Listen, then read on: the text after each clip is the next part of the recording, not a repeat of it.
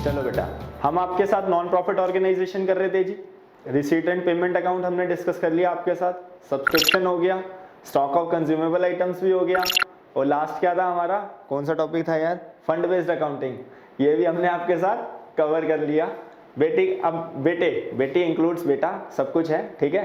तो अब हम आपके साथ थोड़ी सी 2-4 डेफिनेशंस हैं जो मैंने आपको बताया था, मैं बाद में कराऊंगा, पहले वो डिस्कस कर लेता हूँ, उसके बाद मैं इनकम एक्सपेंडिचर और बैलेंस शीट करा दूंगा। चलिए सर देखते हैं कौन कौन सी बातें रह गई थी हमारी। सबसे पहला सब्सक्रिप्शन हमने आपके साथ कर लिया था। एक है बेटा लाइफ मेंबरशिप फीस, ये मैंने नोट्स बना रखे हैं, ये आपको मिल जाएंगे, उसमें से डेफिनेशन आप पढ़ लेना। लाइफ मेंबरशिप, चलिए देखिए होती क्या है, पहले एग्जांपल समझते हैं। यह है बेटे दिल्ली गोल्फ क्लब। अब ये अपना जो सुदीप है, इसको गोल्फ खेलने का बहुत शौक है, चाहता तो था ये गोल्फ प्लेयर बनना, बट इसके घर वालों ने इसको कैमरा पकड़ा दिया, कहते बेटा तू कैमरा संभाल, तू क्या करेगा गोल्फ खेल के, तो बट पसंद है गोल्फ खेलना, तो ये कहता है कि दिल्ली गोल्फ क्लब में मेंबरशिप के लिए अप्लाई करता है। ये क्या कहता है, सर मैं आपके यहाँ आऊँगा, गोल्फ खेलूंगा, मैं आपके यहाँ आके क्या खेलूंगा, गोल्फ खेलूंगा। क्या दिल्ली गोल्फ क्लब सुदीप से कुछ अमाउंट चार्ज करेगा, नहीं करेगा? बिल्कुल करेगा। सुदीप कहता है सर आप एक नॉमिनल से अमाउंट बताओ, एक मेरे को अमाउंट बताओ जो मैं आपको पे कर देता हूं, और आप मेरे से एक बार में पैसा ले लो। यानी सुदीप ने क्या कहा, आप मेरे से एक बार में पैसा ले लो, मैं फ्यूचर में आपको कभी कुछ पैसा नहीं दूंगा खेलने के लिए। तो सुदीप ने एक अमाउंट पे किया, लेट से 1 लाख रुपए। कितना पे करा? 1 लाख रुपए। उसको मैं बोलूंगा sir life membership fees. Sudeep ने क्या ले ली, उस क्लब की लाइफ मेंबरशिप फीस ले ली कि भाई अब मैं जब भी आऊंगा कोई रेस्ट्रिक्शंस नहीं होगी, कोई रोक टोक नहीं होगा मेरे गोल्फ क्लब में आने के लिए। तो कायदे से बताओ बेटा, दिल्ली गोल्फ क्लब को 1 लाख रुपए मिला होगा, तो एंट्री पास करी होगी bank account debit to life membership fees account, 1 lakh 1 lakh. अब बताओ बच्चों, क्या ये 1 लाख रुपए उसकी इनकम है या लायबिलिटी है? मैं बस आपसे ये पूछना चाहता हूं, ये जो life membership fees golf club को मिली है उसकी इनकम है या लायबिलिटी है? कायदे से बेटे ये क्या है, उसकी लायबिलिटी है, कि जब तक ये व्यक्ति जीवित है तब तक हमारे यहाँ आएगा और खेल के जाएगा। अरे भाई जीवित ही रहोगे, कुछ नहीं होगा तुम्हें, टेंशन ना लो, गुड फेथ में बोला था, वैसे कुछ नहीं होगा। तो गोल्फ क्लब की बेटे ये क्या है, लायबिलिटी है। तो लाइफ मेंबरशिप का ट्रीटमेंट कहाँ पे होगा बेटे, ये लायबिलिटी साइड जाएगी। ये कौन सी साइड जाएगी, लायबिलिटी साइड जाएगी। बस आपने इतनी सी बात रखनी है।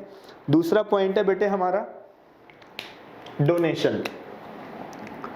अगला क्या आता है हमारा, डोनेशन। डोनेशन तो आप अच्छे से जानते हैं क्या होती है बच्चों, डोनेशन जो दान पात्र, जो कभी मंदिर गए होगे, मस्जिद गए होगे, गुरुद्वारे गए होगे और चर्च गए होगे, एज द केस में भी हर जगह ही जाना चाहिए, मैं तो सब जगह जाता हूँ। तो बेटे वहाँ दान पेटी पड़ी रहती है, वहाँ पे हम पैसा डालते हैं, उसी को हम डोनेशन कहते हैं। बिल्कुल, डोनेशन होती है बच्चों 2 तरीके की। कितने तरीके की होती है? 2 तरीके की। सबसे पहली आई जनरल डोनेशन,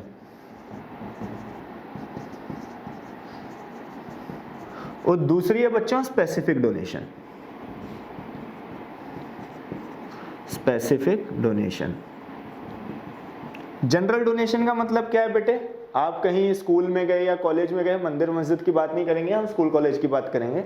तो हमने स्कूल में ऐसी डोनेट कर दिया कि आप अच्छा काम कर रहे हैं, आप हमारी तरफ से इतना पैसा रखिए, जो करना है आप इसको कहीं पे भी खर्च करिए, उसको मैं बोलूंगा सर जनरल डोनेशन, यानी कोई रेस्ट्रिक्शंस नहीं है इस अमाउंट को देने में।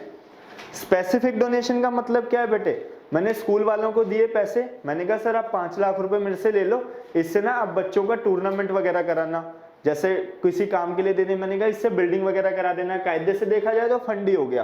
तो बेटे एक बात बताओ, स्पेसिफिक डोनेशन जो है वो कहाँ जानी चाहिए, उस पर थोड़ी सी रेस्ट्रिक्शंस लगा दी, यानी ये मेरी क्या है सर, लायबिलिटी। और जो जनरल डोनेशन है ये मेरी कहाँ जानी चाहिए सर, इनकम एंड एक्सपेंडिचर में इनकम साइड। कौन सी साइड जानी चाहिए, इनकम साइड। सिंपल सी बात थी, कुछ भी नहीं है। चलिए अगला पॉइंट देखते हैं, ये दोनों पॉइंट हो चुके हैं। तीसरा आता है बेटे हमारा, इसको रबी कर देता हूं, एंट्रेंस फीस।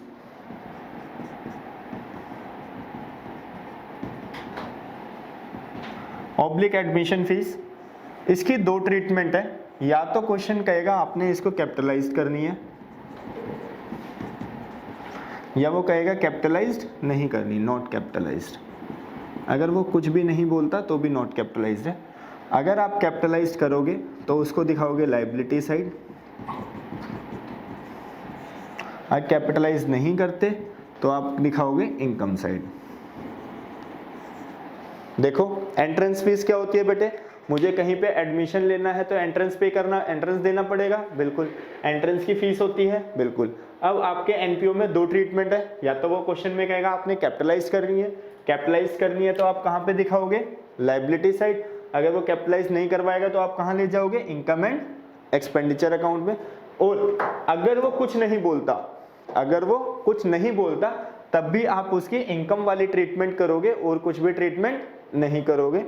नेक्स्ट पॉइंट लिखो, लीगेसी। लीगेसी होती है बेटे विल, क्या होती है विल। लीगेसी कुछ नहीं होता, विल होता है। फॉर एग्जाम्पल एक मिस्टर ए है हमारे, जिनके पास अंधाधुंध बहुत सारी प्रॉपर्टी है, उनका कोई संतान वगैरह है नहीं, तो बेटे वो अपनी प्रॉपर्टी का मरने के बाद क्या करेंगे, अपने टाइम के बाद क्या करेंगे, वो बेटे अपनी प्रॉपर्टी किसी एनपीओ को डोनेट करके चले गए। उन्होंने क्या करा, अपनी प्रॉपर्टी को पूरा का पूरा डोनेट करके चले गए। इस चीज को हम बोलते हैं लीगेसी। लीगेसी की ट्रीटमेंट जो है ये आप बैलेंस शीट में लायबिलिटी साइड दिखाओगे। कहां पे दिखाओगे, बैलेंस शीट में लायबिलिटी साइड दिखाओगे। बात क्लियर है। और कोई पॉइंट हमारा मेरे ख्याल नहीं रहता है। अच्छा एक छोटा सा पॉइंट हो रहा है ऑनरेरियम, इसका मीनिंग आपको बताना है। ऑनरेरियम क्या होता है बच्चों, ऑनरेरियम एक एग्जांपल देता हूं बेटा मैं आपको। मैं अकाउंट्स पढ़ाता हूं अपने सेंटर पे। मैं क्या पढ़ाता हूं बच्चों, अपने सेंटर पे अकाउंट्स पढ़ाता हूं। कोई एक टॉपिक है, लेट्स से उस टॉपिक को मैं पूरा डिटेल में बच्चों को समझाना चाहता हूं, तो मैंने बच्चों के लिए ना एक क्लास अरेंज करवाई, एक क्लास अरेंज कराई मैंने। आपने नाम सुना होगा सीए परवीन शर्मा सर का,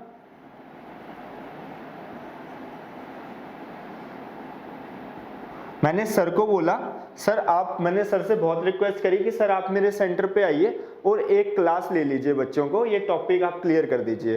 बिल्कुल सर ने सुन ली मेरी और सर मेरे यहाँ आए और सर पढ़ा के गए।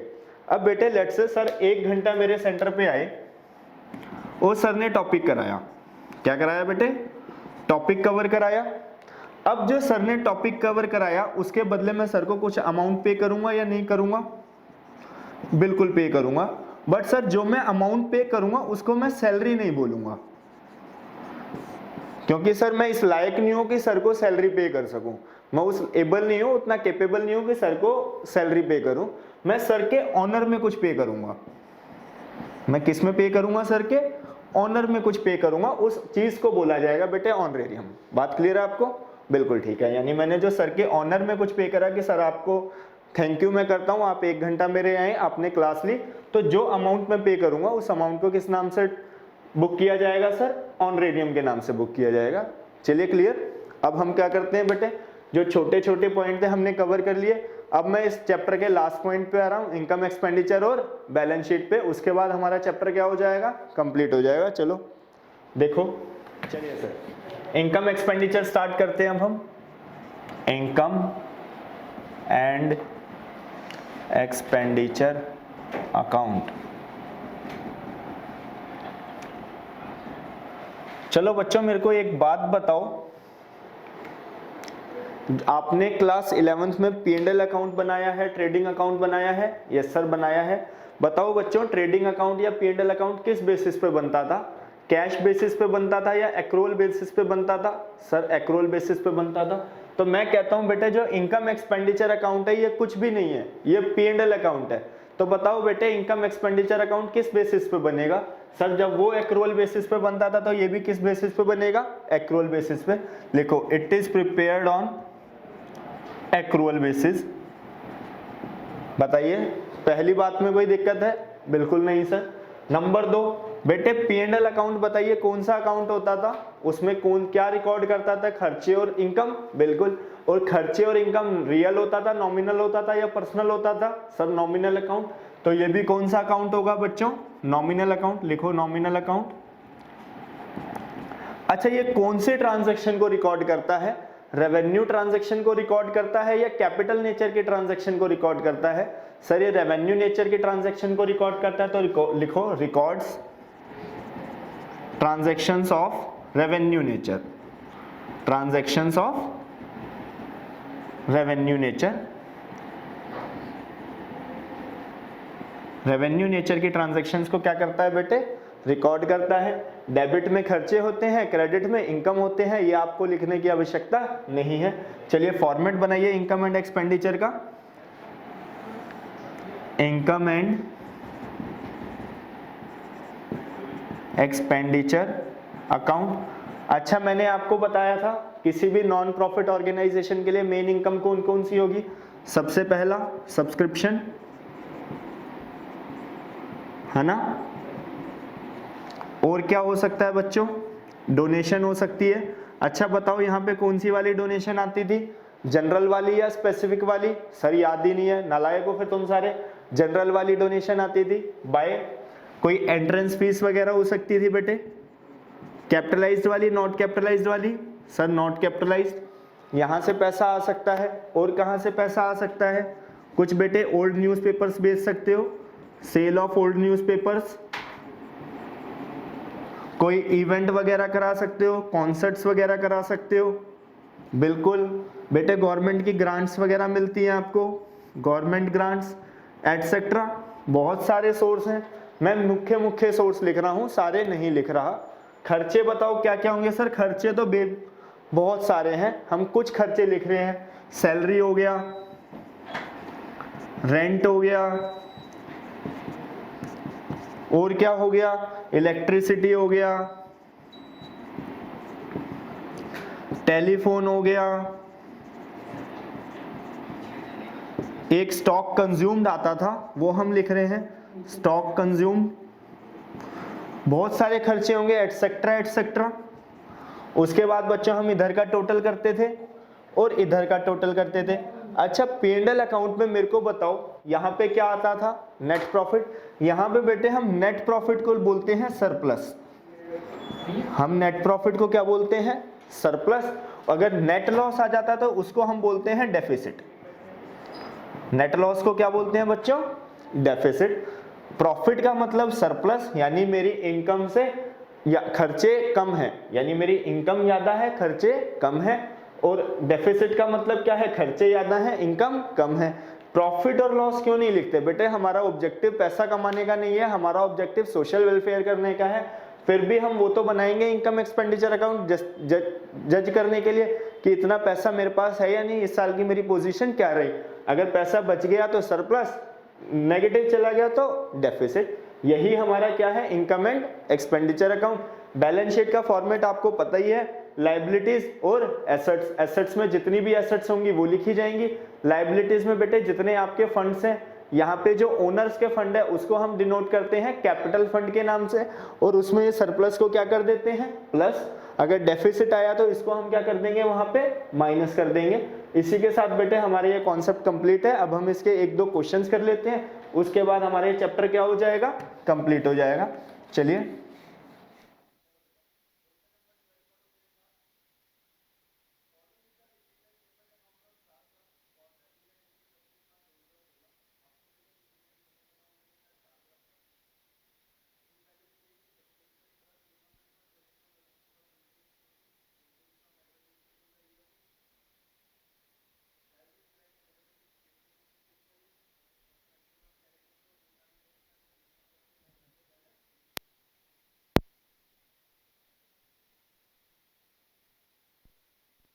Subscription outstanding on 31 March 2015 were 4500, 31 March 2016 were 6000।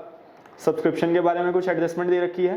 Rent outstanding in the beginning of the year was 1000, at the end of the year was 1500। Rent के बारे में कुछ दे रखा है। फर्नीचर वाज परचेज्ड ऑन 1 जुलाई 2015। चलिए उसके बाद कहता है 1 अप्रैल 2015 के पास the club had furniture valued 8000 and investment worth 15000। Opening balances आपको दे रखे हैं। Prepare income and expenditure account for the year ended 31 March 2016 and balance sheet as at that date after depreciation furniture by 10% depreciation. यानी करना क्या है बेटे? आपको receipt and payment account given है, आपने इनकम एक्सपेंडिचर अकाउंट बनाना है और क्या बनानी है, बैलेंस शीट बनानी है। चलिए हम क्या करेंगे, सब्सक्रिप्शन के ऊपर एडजस्टमेंट है, रेंट के ऊपर एडजस्टमेंट है और फर्नीचर के ऊपर एडजस्टमेंट है। ये 3 बातें याद रखेंगे, बाकी हम डायरेक्ट पोस्टिंग करते रहेंगे, कुछ भी नहीं है। चलिए क्वेश्चन नंबर 12 स्टार्ट करते हैं सर। लिखिए मेरे साथ क्वेश्चन नंबर 12। सबसे पहले हम बनाएंगे इनकम एंड एक्सपेंडिचर अकाउंट। हम तीनों चीजें इकट्ठी बनाएंगे, कुछ आगे पीछे नहीं चलेगा, सारा काम इकट्ठा करेंगे। लिखो question number 12, income and expenditure account. Income and expenditure account of, किसका बना रहे हैं बच्चों, star club for the year ended,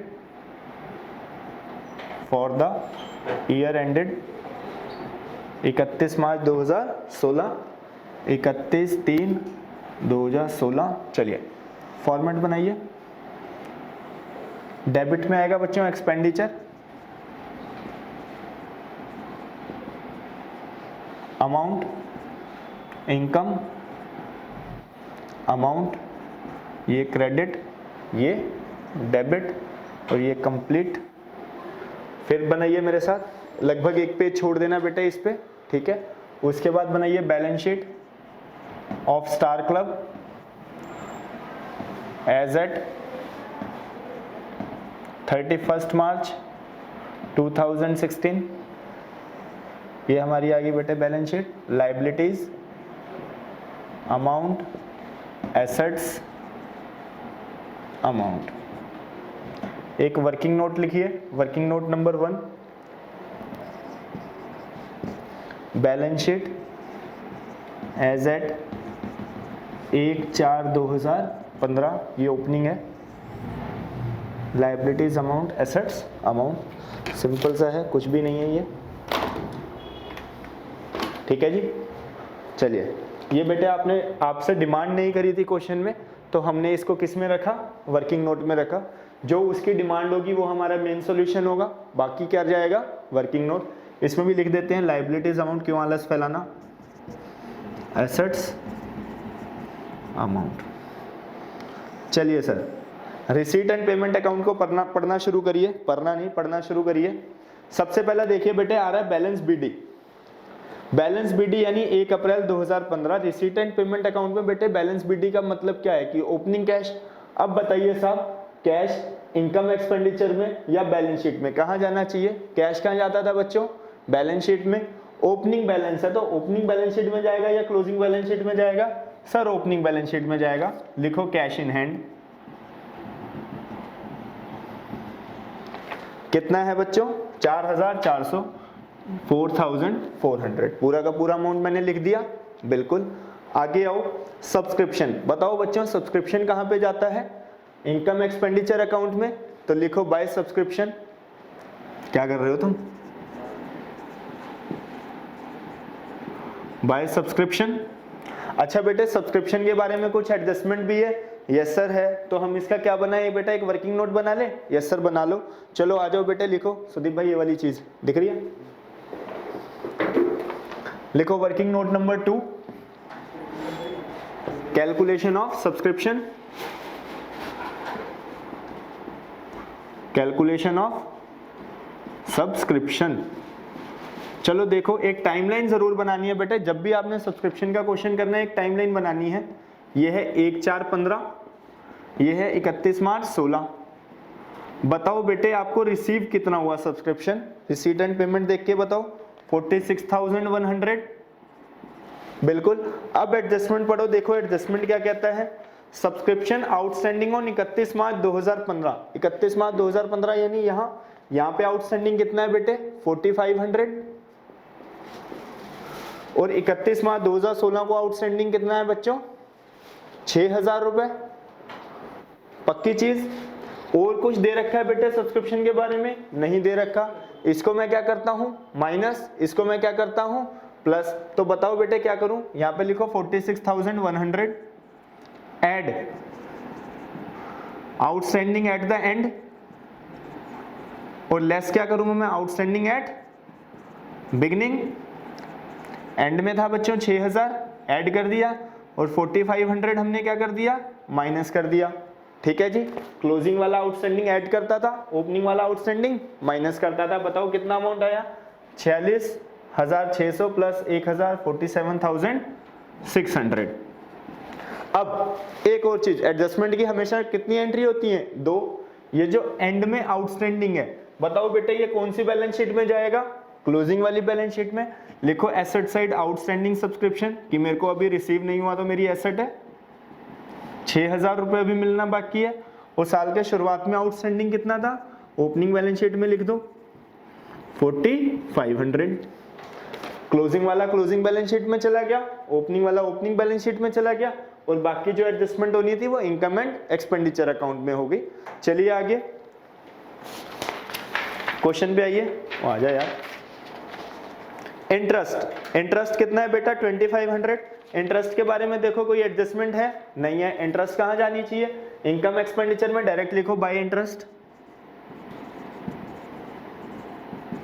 कितना है बच्चों, 2500, डायरेक्ट लिख दो 2500। क्लियर है जी, बिल्कुल। उसके बाद आया टूर्नामेंट फंड। बेटा बताओ टूर्नामेंट फंड कहां पे जाएगा, इनकम में या बैलेंस शीट में, सर बैलेंस शीट में। लिखो टूर्नामेंट फंड। अच्छा टूर्नामेंट फंड का देखो कोई ओपनिंग बैलेंस दे रखा है, सर कोई बैलेंस नहीं दे रखा, तो सीधा सीधा इनर कॉलम में लिखो 12,000। फंड हमेशा इनर कॉलम में लिखा जाएगा। कितना लिख दिया मैंने सर, 12,000। चलो आगे। डोनेशन, बेटे डोनेशन मिली, कुछ नहीं बता रखा, क्या ट्रीट करूं, जनरल है या स्पेसिफिक है, जनरल यहां जाएगा या इनकम में जाएगा, सर इनकम में जाएगा। लिखो बाय डोनेशन।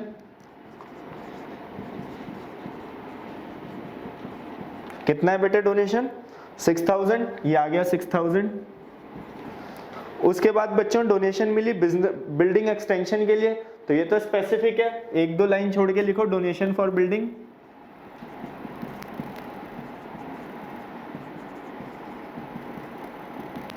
कितना, इनर कॉलम में लिखो 20,000।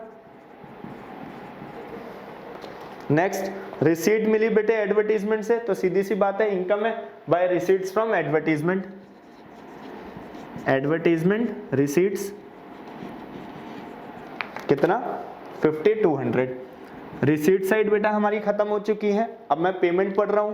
चलो पेमेंट में सबसे पहले आया सैलरी, और सैलरी के ऊपर मेरे ख्याल एडजस्टमेंट थी। सेम यही, ओपनिंग का आउटस्टैंडिंग और क्लोजिंग का आउटस्टैंडिंग, तो क्लोजिंग वाला ऐड होता है, ओपनिंग वाला माइनस होता है। तो लिखो 2 सैलरीज। सैलरीज कितना है, 18,200।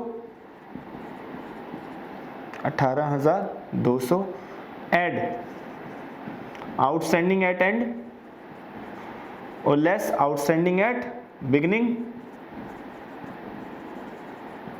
चलो बताओ बेटे क्लोजिंग का आउटस्टैंडिंग कितना है, 1500, और ओपनिंग का आउटस्टैंडिंग कितना है, 1000। तो बताओ बेटे कितना आया, 18,700। अच्छा बताओ जो क्लोजिंग में मैंने देना है वो मेरी लायबिलिटी है, ओपनिंग की या क्लोजिंग की, क्लोजिंग की।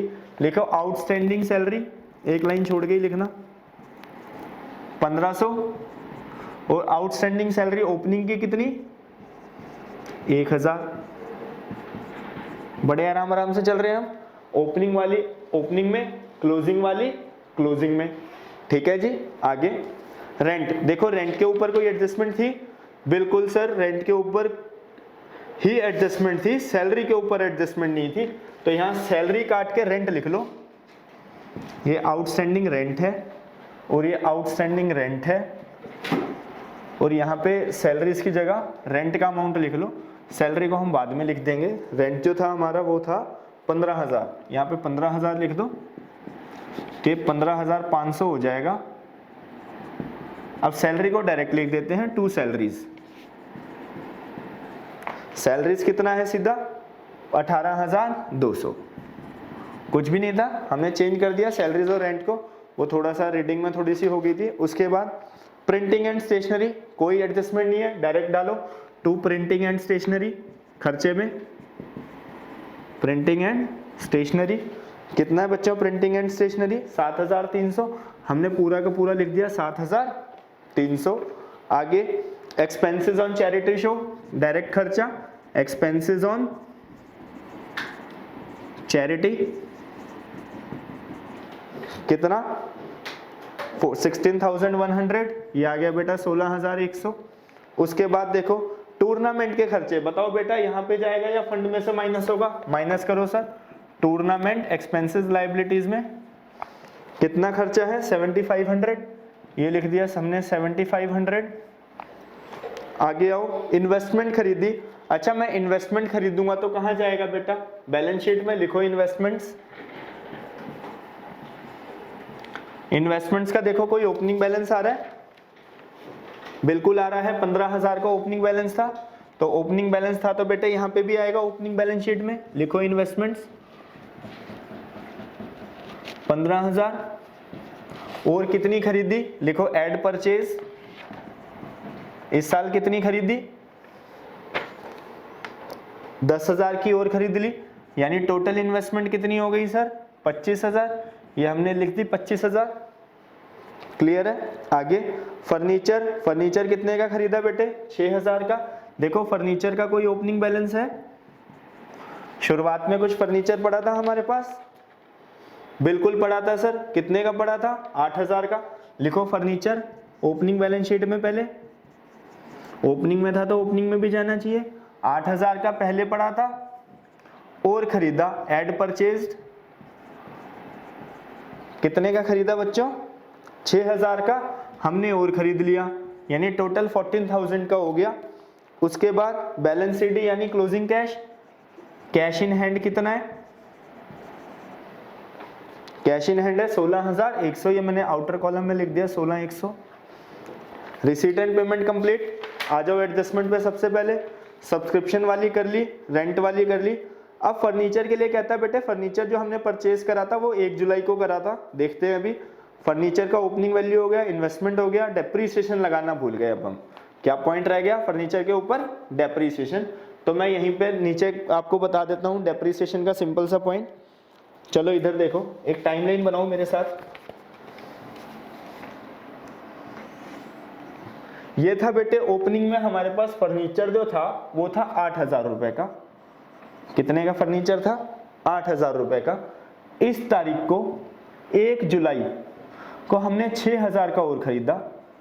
कितने का खरीदा? 6,000 का। डेप्रीसिएशन का जो रेट है वो है 10%। तो बताओ बच्चों डेप्रीसिएशन कितना? 8,000 के ऊपर पूरा साल का लगेगा? बिल्कुल। 8,000 का 10% सीधा 800। कैलकुलेट करने की जरूरत है मुझे? नहीं। प्लस 6,000 रुपए का मशीन फर्नीचर था, इसके ऊपर 10% लगेगा। बताओ बेटे कितने महीने का लगेगा? जुलाई से मार्च तक मंथ काउंट करो, कितने हुए? 9। लिखो 9/12, यानी ये कितना आ गया हमारा? ये तो 800 था ही, वो आ गया बेटे 450, यानी टोटल डेप्रीसिएशन हो गया हमारा 1250। कितना डेप्रीसिएशन हो गया? 1250। कहाँ पे जाएगा डेप्रीसिएशन? इनकम एक्सपेंडिचर में। लिखो टू डेप्रीसिएशन 1250, और बैलेंस शीट में माइनस होगा, लेस डेप्रीसिएशन 1250, यानी 8 से 14, 14 में से 1 13, 12,750 कंप्लीट हो गया। सारी आइटम्स हमने कर दिया है कुछ ना कुछ। चलिए अब हम क्या करेंगे? पैकअप करें अकाउंट को। चलो सबसे पहले आ जाओ बेटे इनकम एंड एक्सपेंडिचर अकाउंट पे। इनकम एक्सपेंडिचर हमने बैलेंस शीट कंप्लीट कर ली। अब हम सबसे पहले किसको पैकअप करेंगे? इनकम एंड एक्सपेंडिचर अकाउंट को पैकअप करेंगे। चलिए टोटल करिए इनकम एक्सपेंडिचर को।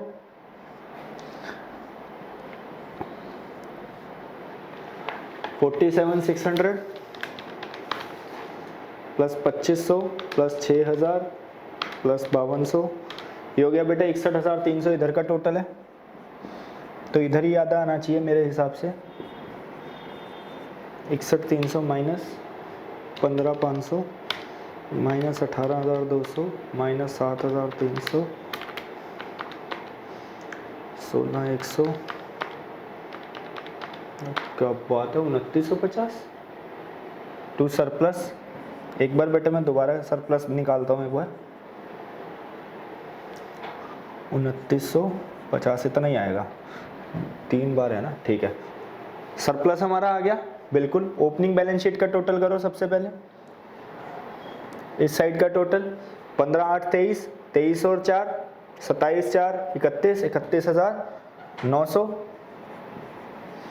31,900 इसमें से जो बेटे बैलेंसिंग फिगर आएगा उसको हम बोलेंगे कैपिटल फंड। उसको हम क्या बोलते हैं बेटे? Capital fund. 30,900। यही जो कैपिटल फंड आया ये क्लोजिंग बैलेंस शीट में आ जाएगा। इस डोनेशन को भी सीधा बाहर लिख दो 20,000, इसको सीधा लिख दो 4,500। यहाँ लिखो कैपिटल फंड 30,900 और इसमें हम क्या ऐड करेंगे? ऐड करो सरप्लस 2950 करो, कितना आया? 30,900 प्लस 2950 33,850 और बैलेंस शीट का टोटल करो, देखो टैली हो रही है, प्लस 1,500 प्लस 24,500 59,850। इधर का भी टोटल देखो 59,850 आ रहा है। 25 प्लस 6 31 प्लस 12,750 प्लस 16,100 59,850। ये बैलेंस शीट आपकी टैली हो गई, यानी क्वेश्चन हमारा बिल्कुल ठीक है। इसी के साथ ये हमारा क्वेश्चन कंप्लीट होता है। चलिए फटाफट। Following is the receipt and payment account of Chennai sports club for the year ended 31 March 2016। आपको चेन्नई स्पोर्ट्स क्लब का receipt and payment account given है, पढ़िए। Balance beat is subscription, entrance fees, tournament fund, sale of newspaper legacy, salary, furniture, office equipment, office expenses, tournament expenses, sports equipment, balance sheet. Additional information में कहता है subscription outstanding was 4,000, 31 मार्च 15 को outstanding was 3,000, salary outstanding 31 मार्च 16 को 2,000, 1 April 2015 को club के पास building है 80,000 की, furniture 20,000, 10% investment 45,000, sports equipment है 25,000, depreciation charge on these items include purchases was 10%, prepare income and expenditure account of the club for the year ended 31 March 2016 and ascertain the capital fund on 31 March 2016, also prepare balance sheet as at 31 March 2016। चलिए बेटा, क्या मैं start कर सकता हूँ question? इस बार तीनों चीजें मेन सॉल्यूशन में जाएंगी। बैलेंस शीट की भी आपसे डिमांड करी गई है, तो आप वर्किंग नोट में नहीं बनाएंगे। चलिए लिखिए क्वेश्चन नंबर 13। क्वेश्चन नंबर 13 लिखिए, income and expenditure account, income and expenditure account of कौन सा क्लब है? Chennai sports club, Chennai express sports club for the year ended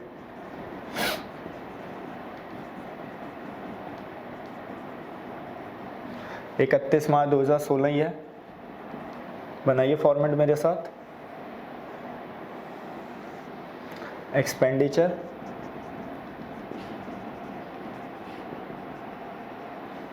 amount, income amount, CR DR, ये हमारा हो गया। उसके बाद हम बना देते हैं यहीं पे बैलेंस शीट बना देते हैं। ओपनिंग वाली तो यहीं बना देते हैं। बैलेंस शीट एज एट 1/4/2015 लिख लेना, लाइबिलिटीज एसेट्स वगैरह। फिर एक क्लोजिंग बैलेंस शीट बनानी है हमें। देखो यहाँ पे बैलेंस शीट एज एट 31/3/16। ठीक है, चलिए स्टार्ट करूँ मैं? चलिए स्टार्ट करते हैं सर। पहला पढ़िए बेटे, बैलेंस BD दे रखा है। बैलेंस BD का मतलब क्या है? Opening cash. बताओ बच्चों, ओपनिंग कैश कहाँ पे जाएगा? सर बैलेंस शीट में जाएगा। ओपनिंग वाली या क्लोजिंग वाली? ओपनिंग वाली। अब उतना डिटेल में नहीं करा रहे हम, अब लिखते जाओ फटाफट। कैश इन हैंड कितना है सर? 5,000। लिखो 5,000। उसके बाद अगला लिखो। अगला पॉइंट आया बेटे सब्सक्रिप्शन। बताओ सब्सक्रिप्शन कहाँ जाएगा? इनकम एक्सपेंडिचर में। लिखो by subscription, by subscription. Adjustment है तो इनर कॉलम में लिखूंगा सब्सक्रिप्शन। यस सर, कितना है? 26,000। लिखो बेटे 26,000। एडजस्टमेंट देखो क्या कहता है? ओपनिंग का आउटस्टैंडिंग दे रखा है, क्लोजिंग का आउटस्टैंडिंग दे रखा है। ओपनिंग का आउटस्टैंडिंग 3000 है, क्लोजिंग का आउटस्टैंडिंग 4000 है। तो बताओ क्लोजिंग वाला आउटस्टैंडिंग क्या होगा? ऐड आउटस्टैंडिंग एट एंड और less outstanding at beginning. Closing वाला आउटस्टैंडिंग 4000 है, तो 4000 प्लस कर दो और 3000 माइनस कर दो, तो ये आ गया बेटे 27,000। अच्छा, ओपनिंग वाला आउटस्टैंडिंग, ओपनिंग बैलेंस शीट में लिखो आउटस्टैंडिंग सब्सक्रिप्शन 3000 और closing outstanding subscription, closing balance sheet में आउटस्टैंडिंग सब्सक्रिप्शन 4000। सिंपल सा था सब्सक्रिप्शन तो। बिल्कुल सर, आगे आओ। एंट्रेंस फीस बेटे कुछ नहीं, कहाँ जाएगी? इनकम एक्सपेंडिचर में लिखो बाय एंट्रेंस फीस। कितनी एंट्रेंस फीस बच्चों? 4000। डायरेक्ट लिख दो 4000, कोई एडजस्टमेंट भी नहीं है इसके ऊपर। Yes sir. अगला आया टूर्नामेंट फंड, कहाँ जाएगा? लाइबिलिटीज में। आ जाओ बैलेंस शीट में, लाइबिलिटीज पे लिखो टूर्नामेंट फंड। टूर्नामेंट फंड कितना मिला बेटे? 15,000, लिखो 15,000। उसके बाद आओ पुरानी रद्दी बेची, सेल ऑफ ओल्ड न्यूज़पेपर, कहाँ पे? इनकम साइड लिखो by sale of old newspapers.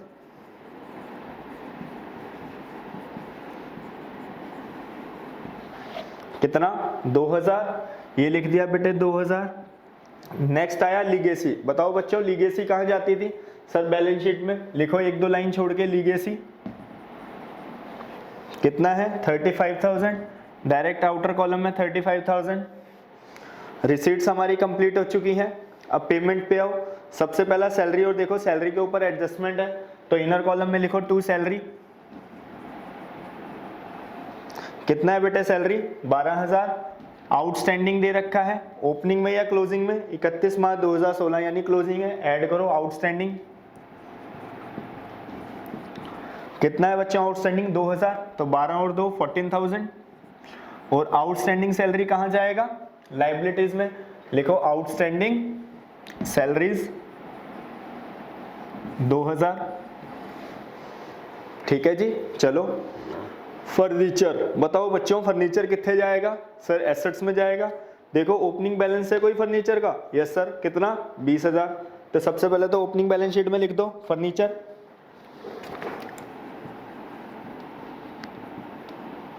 कितना? 20,000। क्लोजिंग बैलेंस शीट में आ जाओ। फर्नीचर का ओपनिंग बैलेंस क्या रहेगा बच्चों? 20,000। कुछ परचेज करा है प्लस परचेज, कितना परचेज करा ड्यूरिंग द ईयर बच्चों? 10,000, तो टोटल हो गया 30,000। अभी टोटल मत कर देना क्योंकि इसमें से क्या माइनस करना है?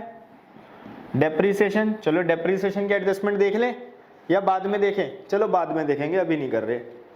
ऑफिस एक्सपेंसेस, ऑफिस एक्सपेंसेस पे कोई एडजस्टमेंट है? नहीं। बताओ कहाँ जाएगा? एक्सपेंडिचर में लिखो टू ऑफिस एक्सपेंसेस। कितना है जी? 8,000। कुछ बेटे टूर्नामेंट एक्सपेंसेस है, बताओ यहाँ पे आएगा या फंड में से माइनस होगा? सर फंड में से माइनस होगा, लिखो माइनस टूर्नामेंट एक्सपेंसेस। अच्छा अब इधर देखो, फंड कितना था बच्चों आपके पास? 15,000। खर्चा कितना करा आपने? 21,000। पैसे मेरे को मिले 15, खर्चा मैंने 21 कर दिया। क्या मैंने कम खर्चा करा? नहीं सर, ज्यादा खर्चा कर दिया। तो यहां से कितना माइनस करूंगा? सिर्फ 15, और एट द एंड ये क्या हो जाएगा? 0। मैंने अपनी जेब से कितना खर्चा करा सर? 15 मिला था, 21 कर दिया, यानी कितना फालतू खर्चा कर दिया? 6,000 रुपए। तो 6,000 रुपए जो मैंने अपनी जेब से खर्चा कर दिया वो मेरा कहाँ जाएगा sir? Income and expenditure account में जाएगा। लिखो टू टूर्नामेंट एक्सपेंसेस।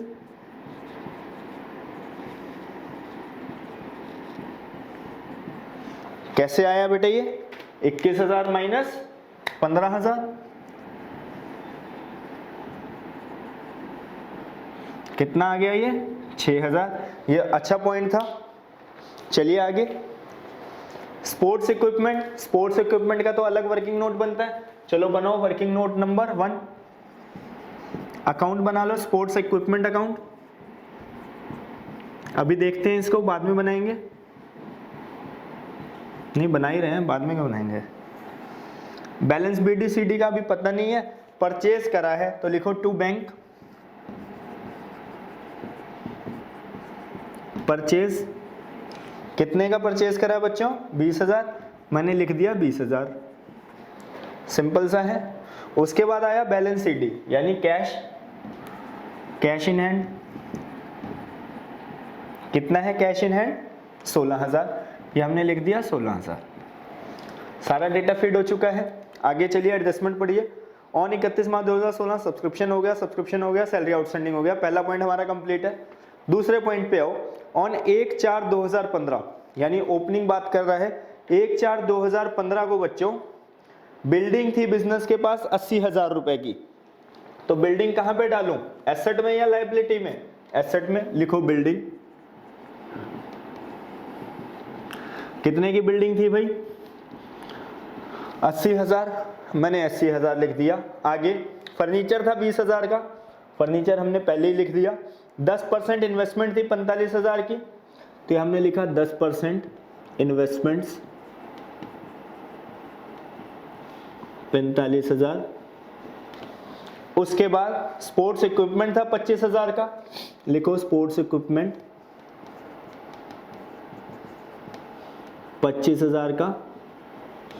उसके बाद बोला बेटे depreciation charge on these items including purchase was 10%। इन सब चीजों पे डेप्रीशिएशन कितने रेट से लगा, 10% से लगा। तो सबसे पहले जो मेरा ओपनिंग बैलेंस था वो मेरा क्लोजिंग होगा या नहीं होगा, बिल्कुल होगा। इसका तो मैं अकाउंट ही बना के चल रहा हूँ स्पोर्ट्स इक्विपमेंट का, पहले इसका अकाउंट बना लेते हैं। बताओ बेटे टू बैलेंस BD कितना, 25,000 था, 20,000 का माल और खरीदा, यानी टोटल कितना हो गया 45,000। अब बताओ बेटे 45,000 पे डेप्रीसिएशन कितना लगा होगा हमारा, ईमानदारी से बताओ कितना लगा होगा, 45 + 20 ना 20 + 25 45,000, 45,000 का 10% कितना आ गया हमारा 4,500, और बाकी जो बचा वो क्या आ गया मेरे बेटे, बैलेंस CD 45 ये आ गया 40,500, सिंपल, बिल्कुल। अब ये जो है बैलेंस CD कहां चला जाएगा, बैलेंस शीट में लिखो stock of sports equipment, sports equipment कितना 40,500, और यहां पे लिखो टू डेप्रीसिएशन। सबसे पहला स्पोर्ट्स इक्विपमेंट पे कितना आया 4,500, ठीक है, बिल्कुल। अब फर्नीचर पे आ जाओ, फर्नीचर 20 का था, 10 का और खरीदा 30 हो गया, 10% डेप्रीसिएशन कितना आया बेटे 3,000, तो ये आ गया सीधा का सीधा 27,000। यहाँ पे फर्नीचर लिखो 3,000, और क्या रह गया देखो, फर्नीचर हो गया, बिल्डिंग रह गया, यहाँ पे लिखो बिल्डिंग। बिल्डिंग तो पहले भी जितनी थी उतनी है, बिल्डिंग थी हमारी 80,000 की, डेप्रीसिएशन माइनस करो 10%, 8,000, कितना बचा 72,000, और 10% इन्वेस्टमेंट थी। इन्वेस्टमेंट के ऊपर क्या कभी डेप्रीसिएशन लगता है, बिल्कुल नहीं, तो इन्वेस्टमेंट डायरेक्ट लिख दो 45,000, लगभग कंप्लीट।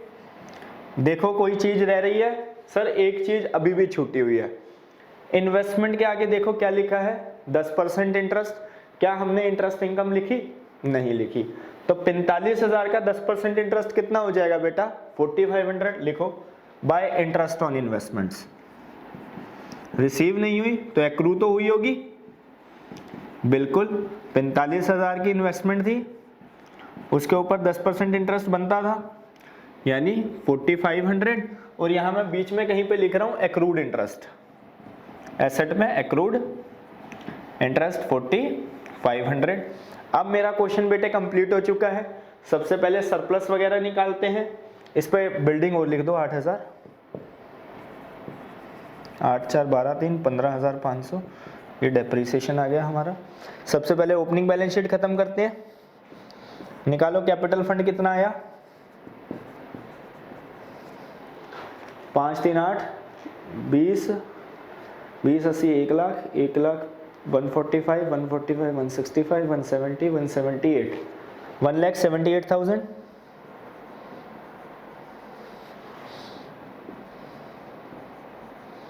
कैपिटल फंड आ गया 1,78,000।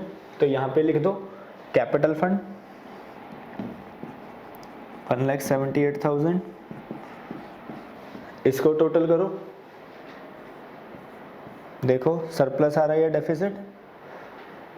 27 10 37,500 37,500 मेरे ख्याल तो डेफिसिट आना चाहिए, ये वाली साइड याद है 15 14 दूनी 28 15 ये वाली साइड याद है। 14 14 28 28 और 10 38 38 और 5 43,500 43,500। तो डेफिसिट लिखो बाय डेफिसिट 6,000 का क्या आ गया बेटे डेफिसिट, और कैपिटल फंड में से डेफिसिट क्या हो जाएगा माइनस करो डेफिसिट 6,000 तो हो गया 1,72,000। इधर का टोटल करो 172 174 174 प्लस 35 2,09,000। इधर देखो 2,09,000 हो रहा है, कैल्सी में ले लेता हूँ, इतना खुद कर लिया, थोड़ा सा कैल्सी भी यूज़ कर ले।